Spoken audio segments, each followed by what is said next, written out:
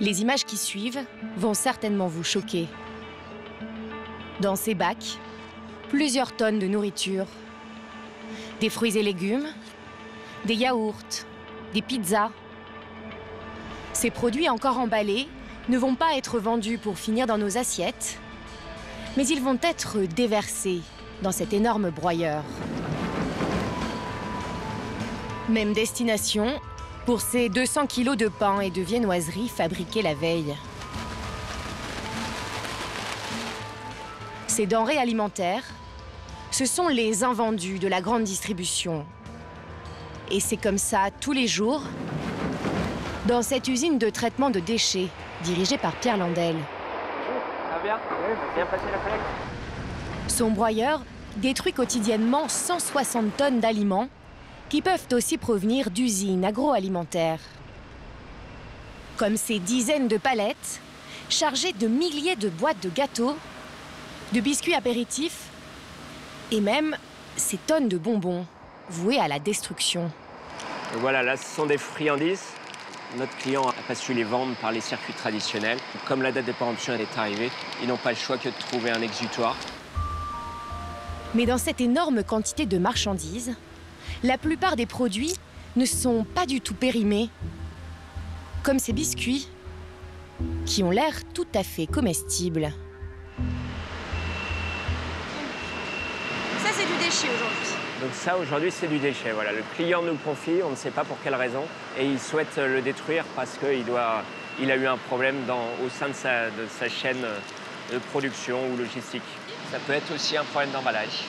Et toujours est-il qu'ils ne peuvent pas le commercialiser tel quel. Et par conséquent, ils doivent s'en séparer. Mais ces déchets alimentaires ne sont pas perdus pour tout le monde. L'usine va les broyer et trier ces emballages. Cela donne cette espèce de purée. En se décomposant, elle dégage du méthane. Avec ce gaz, Pierre Landel produit de l'électricité pour 4000 foyers alentour. Chaque année, son usine traite 40 000 tonnes de déchets alimentaires. Cela peut paraître énorme, mais c'est une goutte d'eau à l'échelle de ce que nous gaspillons chaque année. En France, 10 millions de tonnes de nourriture finissent à la poubelle chaque année. 30 kilos par personne et par an. Si les consommateurs eux-mêmes sont responsables de près de la moitié de ce gâchis, les grandes surfaces ne sont pas en reste. Elles jettent chaque année plus de 2 millions de tonnes de produits. Alors il y a 3 ans, pour limiter les dégâts, la loi Garot est votée contre le gaspillage alimentaire de la grande distribution.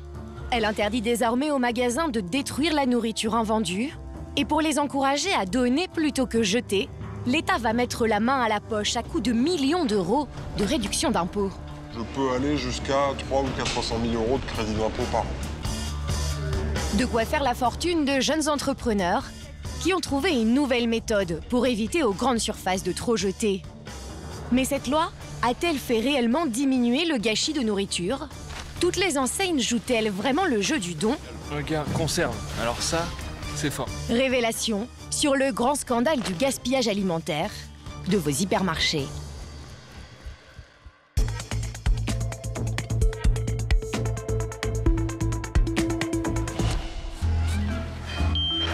Dans une grande surface, c'est toujours le matin que les salariés découvrent le gâchis de la veille. Nous sommes à Templeuve, près de Lille, dans les coulisses de l'un des plus grands hypermarchés du secteur. Il est 5h30. Le balai des livraisons a commencé. Comme chaque matin, 100 tonnes de produits frais rejoignent les 5000 mètres carrés de rayons. Mais avant cela, les salariés doivent faire un peu de ménage. À commencer par le rayon primeur, le plus stratégique, car en France, 1 personne sur 2 achète ses fruits et légumes au supermarché. L'étal de Gauthier doit être impeccable pour attirer les clients. Alors, il enlève un par un tous les produits qui n'ont aucune chance d'être vendus. Comme celle-ci, elle a un petit coup. Malheureusement, je dois l'enlever du rayon parce que la clientèle ne la prend pas forcément. Je retire toutes les carottes qui sont trop molles. La clientèle ne va pas la prendre parce que ce qu'elle cherche, c'est une carotte qui va être bien ferme, qui peut être facile à éplucher. Gauthier va écarter 30 kilos de fruits et légumes défraîchis. Et c'est comme ça tous les matins. À la fin de l'année, rien que dans ce rayon, il y en a pour 120 000 € de pertes. Dans le jargon, c'est ce qu'on appelle la casse, et aucun secteur n'est épargné. À quelques mètres, Sophie, la responsable des produits de la mer, commence elle aussi sa chasse aux produits invendables. Ces lasagnes aux poissons sont écartées, alors qu'elles sont encore bonnes. Ils sont même pas périmés en fait, puisqu'ils partent aujourd'hui le 23 et qu'ils sont consommables jusqu'au 25. Aucune chance que les clients ne les achètent. Ils ne pourraient pas les garder assez longtemps dans leur réfrigérateur. Même sort pour ces crevettes bio vendues 8 €, qui rejoignent aussi le chariot de la casse. Ça, c'est pareil, vous pouvez pas le vendre. Mais on date du 24, on est le 23, donc non, c'est pas vendable. Il faudrait que le client le mange dès ce soir et c'est pas forcément le cas. Dans ce petit rayon, ce sont déjà 250 € de marchandises perdues en quelques minutes. Le magasin ouvre dans 1 heure et le gaspillage s'accumule dans tous les coins. Des kilos de viande, de produits laitiers ou encore ces dizaines de baguettes. Au total, 30 tonnes d'invendus chaque année pour cet hypermarché. Et autant de gâchis, ça ne plaît pas vraiment au patron des lieux. Pour Thomas Pocher, le propriétaire de cette grande surface, lutter contre le gaspillage, c'est une question de principe, mais surtout un gros enjeu financier. Car ces déchets finissent par lui coûter une fortune. À la fin de la semaine, voilà ce que contiennent ces poubelles.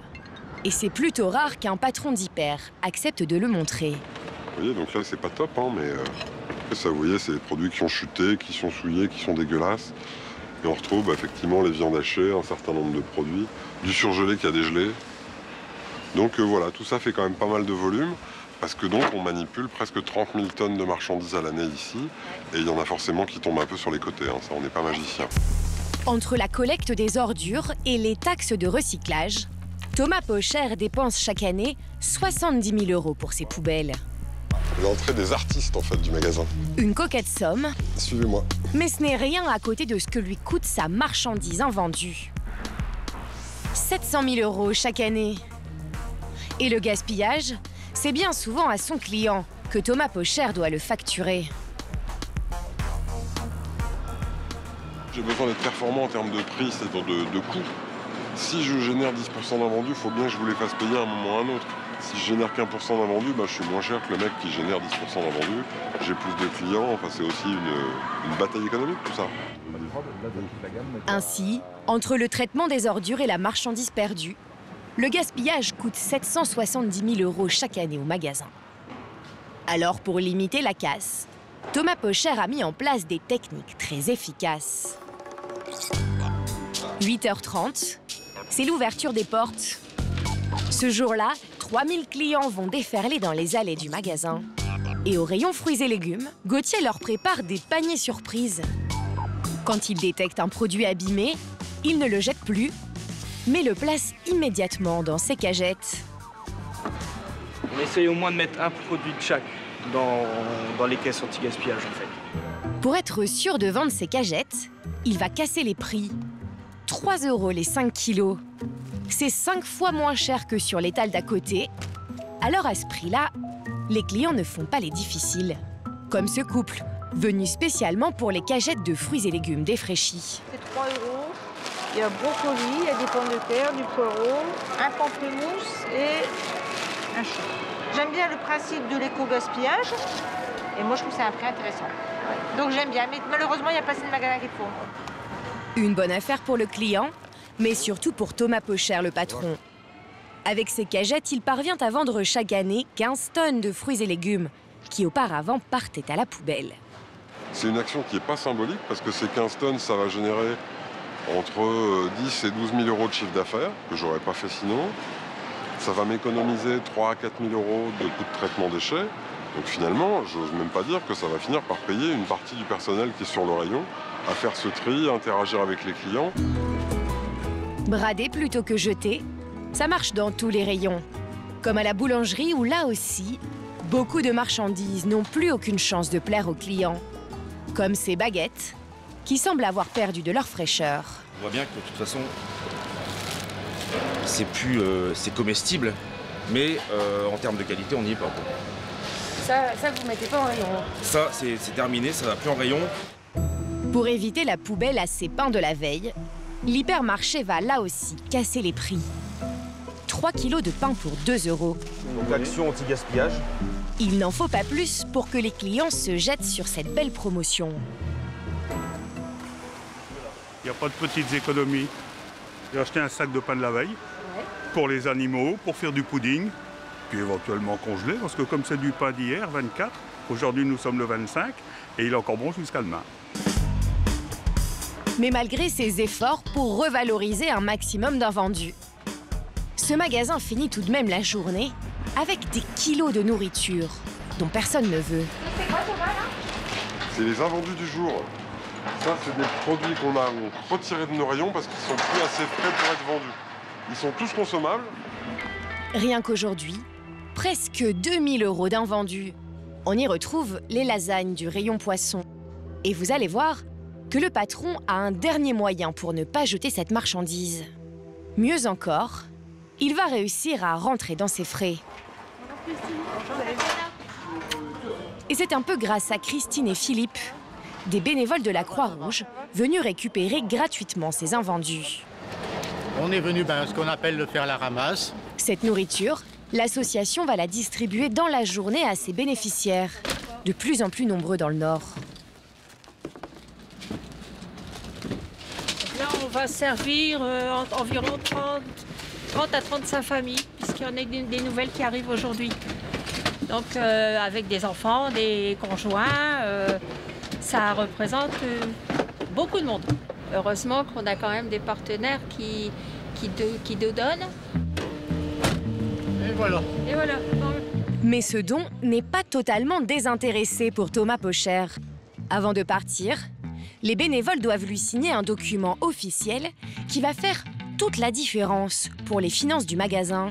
C'est ce document-là qui va nous permettre de bénéficier du crédit d'impôt. Le crédit d'impôt, c'est un accord entre le supermarché et l'État.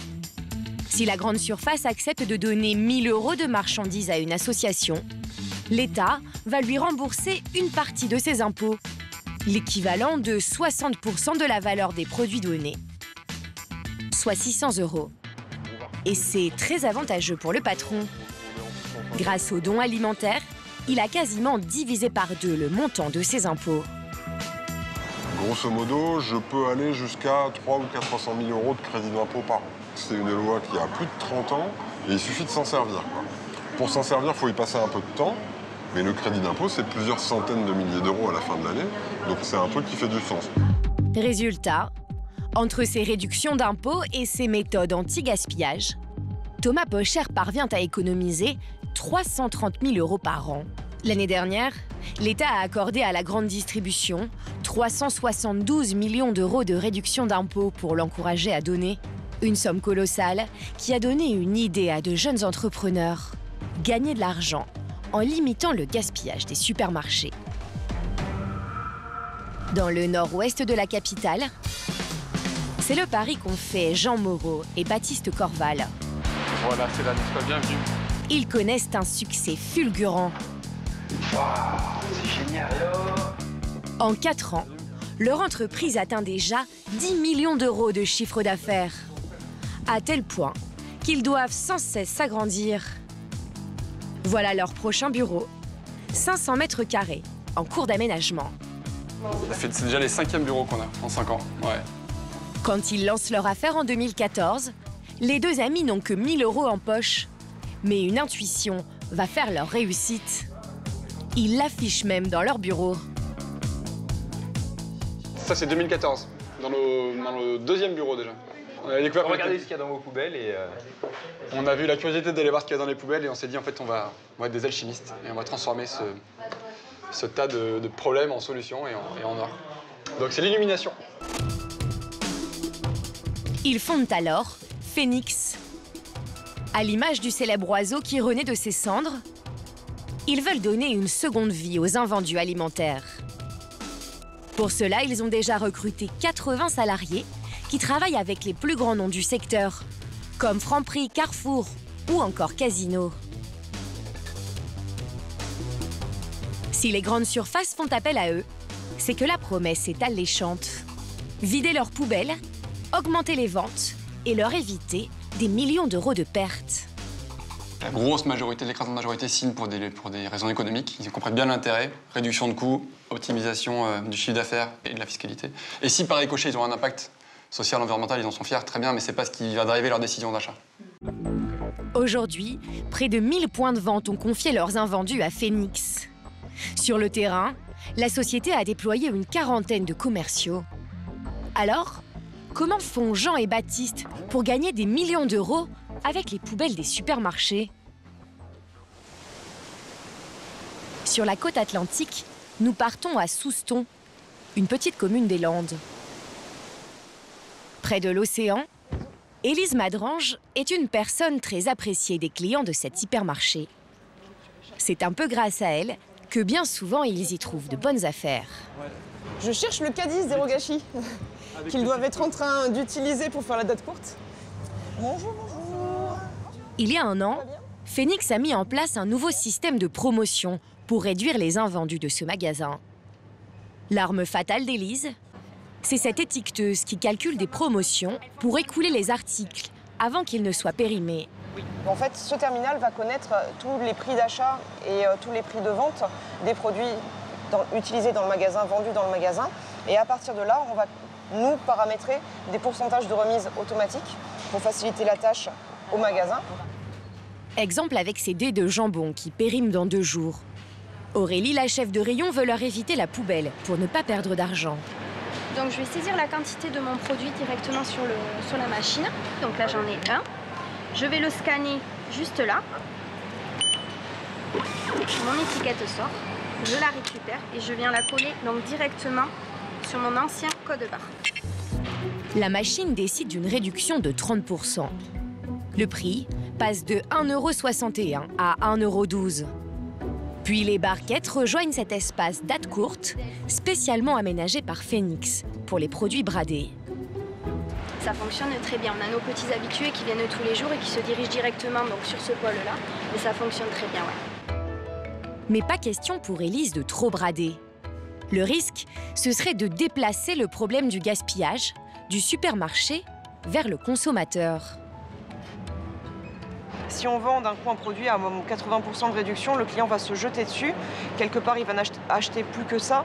Et on va avoir derrière des personnes qui, s'ils achètent un caddie entier de remise à 80%, ils ne vont pas le consommer dans la journée. Si on ne laisse pas de la valeur à l'aliment, en fait, l'aliment est jeté trop facilement.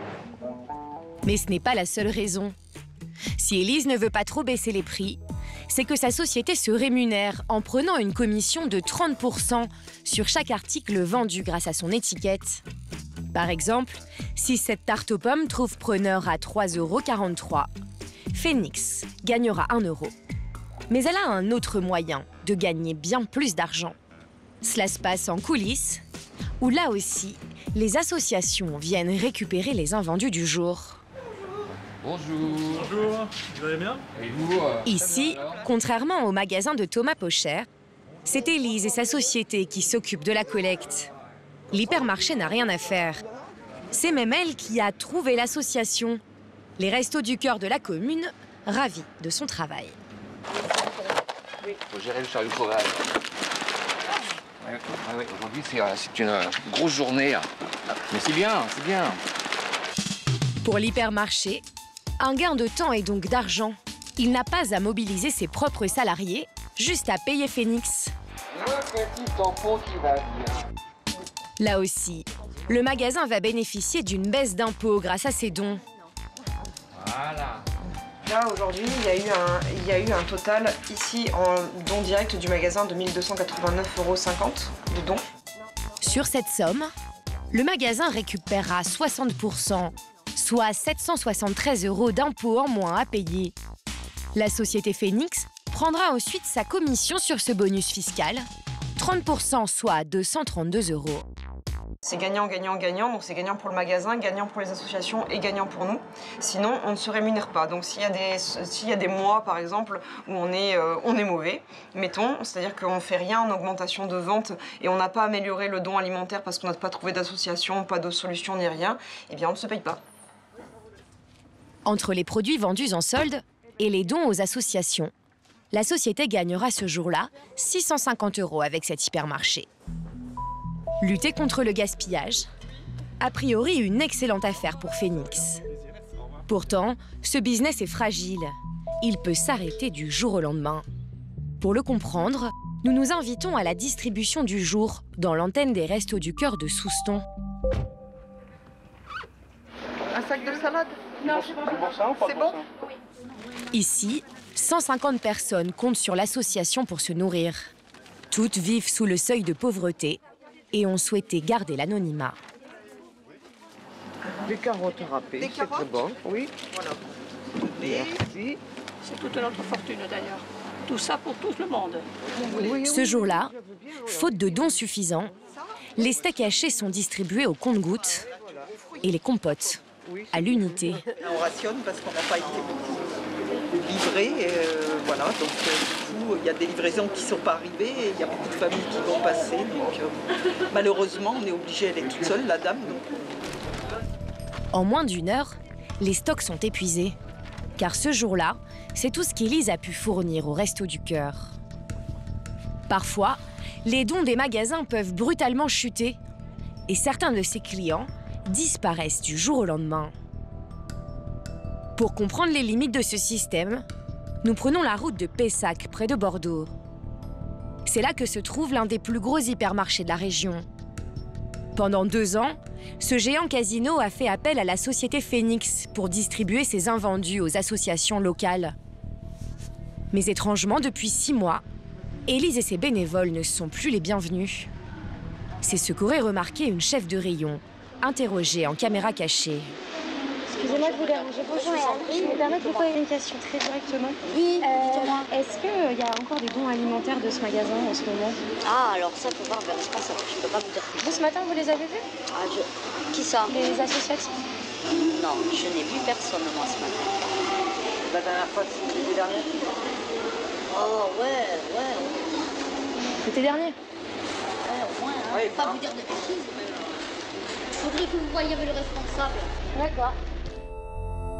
Nous allons donc rencontrer le directeur de l'hypermarché et l'interrogeons hors caméra. Nos questions ont le don de l'agacer. On répond aucune source de médias. Hein, en local, on répond pas comme ça se fait pas. Mais c'est gênant, c'est un sujet très sensible. Il n'y a rien de gênant, mais on ne s'adresse pas comme ça. On n'a rien à dire. Donc si vous avez des choses à demander, on peut vous rencontrer, il n'y a aucun souci. Par contre, ça se passe avec le groupe et on vous répondra sans aucune difficulté. Est-ce que vous donnez rien à répondre? Mais ça n'a rien à voir. C'est vos conclusions. Voilà, bonne journée. Bonne journée. Alors pourquoi cette grande surface aurait-elle arrêté de faire des dons par l'intermédiaire de Phoenix, alors que les incitations fiscales sont très alléchantes? Dans ses bureaux, Élise Madrange nous confirme que l'hypermarché de Pessac a bien rompu son contrat avec elle. Et ce sont même les 120 hypermarchés du groupe Casino qui ont cessé de confier leurs invendus à des sociétés comme Phoenix. Selon Élise, la raison est toute simple. Le groupe français n'avait plus rien à y gagner. Ils ont regardé leur plafond de déduction fiscale au niveau national, puisque eux, tous leurs magasins sont réunis sous une seule grande égide. Et en fait, ils étaient au-delà. Et comme il n'y avait plus rien qui leur revenait sur la démarche, tout le monde a eu le même constat en même temps. C'est-à-dire que on est au-delà de notre plafond de déduction fiscale, donc ça ne sert à rien de booster le don. Et on a eu beau mettre en exergue, nous, l'économie de gestion des déchets, ce nombre de milliers de repas, ça n'y a pas fait. Bon. Car l'État impose un plafond à ses cadeaux fiscaux. Pas question pour une grande surface de récupérer plus de 0,5% de son chiffre d'affaires en faisant des dons alimentaires. Au-delà, un groupe comme Casino n'a donc plus aucun intérêt financier à passer par Phoenix pour gérer ses invendus. Contacté, Casino nous affirme continuer à donner à des associations, mais en direct sans contrepartie fiscale, par pure générosité.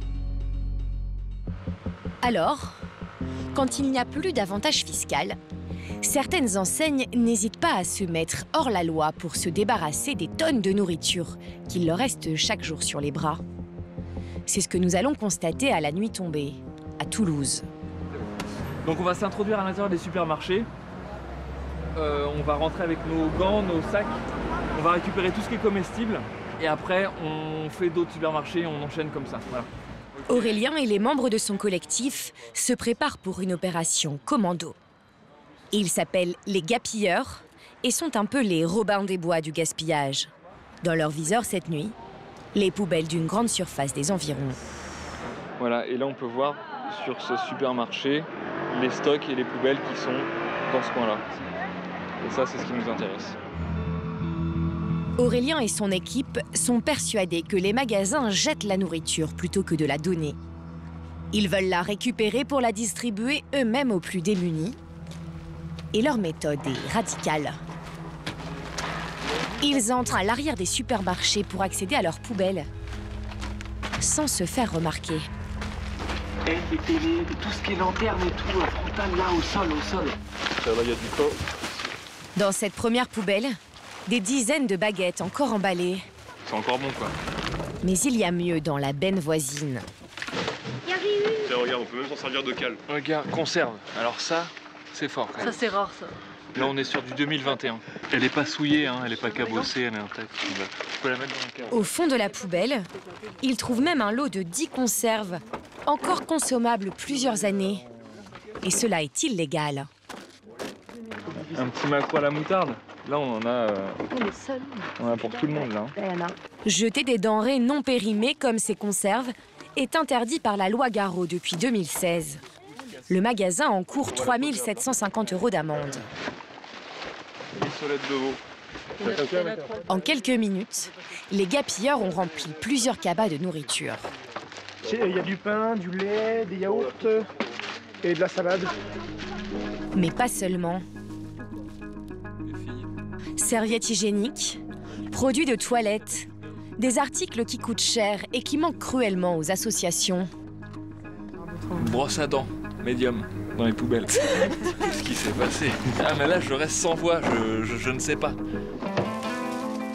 Cette nuit, le collectif a récupéré presque 200 kilos d'aliments voués à la destruction.